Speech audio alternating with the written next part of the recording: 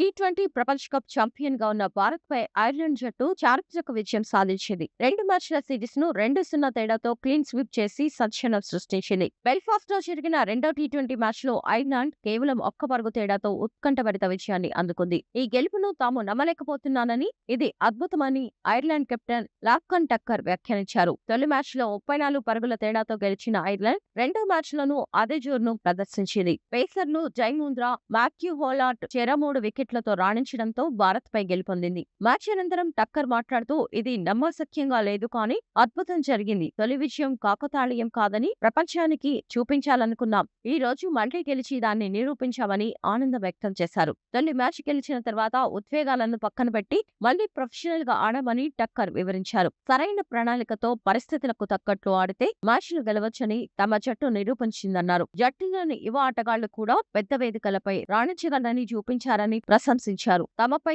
అభిమానులు చూపిన మద్దతు అమోఘమని, ఈ విజయం ఐర్లాండ్ క్రికెట్లో యువతకు స్ఫూర్తినిస్తుందని టక్కర్ ఆశాభావం వ్యక్తం చేశారు.